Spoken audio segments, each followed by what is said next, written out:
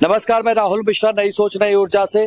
आज इस समय कमिश्नर ऑफिस में है, जहां पर बजरंग दल और विश्व हिंदू परिषद के युवा नेता आए हुए हैं। अलीगंज अग्निकांड को लेकर के यहां पर धरना कर रहे हैं और उनका मानना है कि एलडीए वीसी को इस्तीफा देना चाहिए और अन्य बहुत सारे मुद्दे हैं जो जिसको लेकर के यहाँ पर कमिश्नर के पास आए हुए हैं। आइए उनमें से एक प्रदर्शनकारी से बात करते हैं। भैया नमस्कार, आप अपना परिचय दें। मेरा नाम आशुतोष है। अभी मैं परिषद में हूँ, अभी अपना उसका काम देखता हूँ। और आपकी क्या मांगे हैं यहाँ? सबसे पहले तो जो अलीगंज अग्निकांड हुआ है उसमें जो हमारे छात्र भाई लोग जिनकी डेथ हुई है उनको मैं विनम्र श्रद्धांजलि देता हूं अपनी तरफ से, अपने परिषद के पूरी टीम की तरफ से।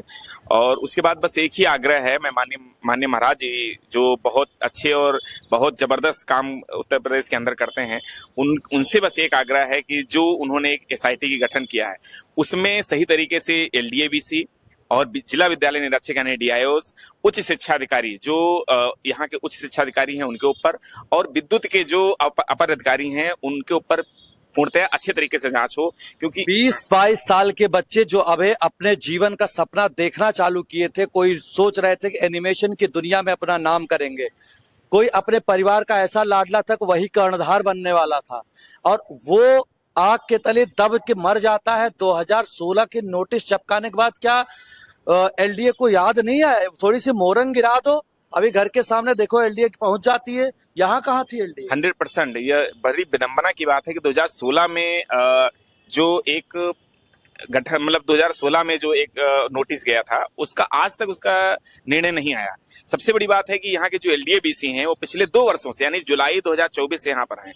उन्होंने इतना सब कुछ होने के बाद आज तक उसकी कार्रवाई वहां पर नहीं हुई, जबकि बाबा का बुलडोजर तो हर एक कोई भी थोड़ा भी करता है तो बाबा बुलडोजर चलता है। बाबा का बुलडोजर वहां चल जाएगा, लेकिन आप अभी यहाँ से 5 किलोमीटर जिस डायरेक्शन में आप चाहिए चले जाइए, कुछ दूर पर 5 बिल्डिंग ऐसी जरूर मिल जाएंगी जिस पर लिखा होगा एलडीए द्वारा सील।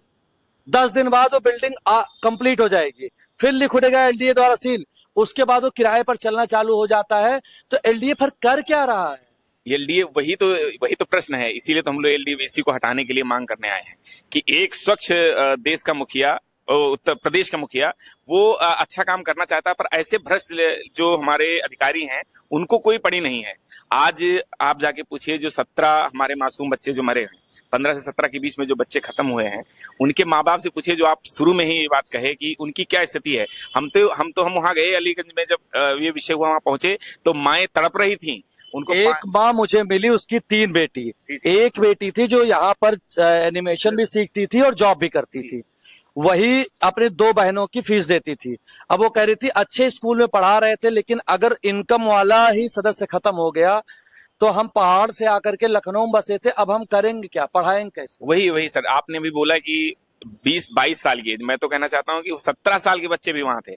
17 से लेके 20 के बीच में, 20 यानी अभी वो मतलब सही तरीके से युवा भी नहीं हो पाए थे, और अभी उनकी शिक्षा ही चल रही थी। उन्होंने अपने जीवन के लिए एक सपना देखा था, और सारा सपना उन्होंने, और सिर्फ स्वयं सपना नहीं देखा, पूरे परिवार का एक सपना था कि हमारा बच्चा जाएगा, करेगा। और आज जो स्थिति हुई है, ये मैं नहीं, पूरा देश इस बात से स्तब्ध है, दुखी है, बोल नहीं पा रहा है, अपना विषय वो जाहिर नहीं कर पा रहा है। पर सच्चाई ये है कि आज के दिन कोई भी माँ बाप अब इनसिक्योर ही है, क्योंकि जो प्रशासन की स्थिति है वो कोई भी बच्चा बाहर भेजने में डरेगा। देखिए, अब परिवार के लोग अपने बच्चों को कोचिंग में, संस्थान में भेजने से जरूर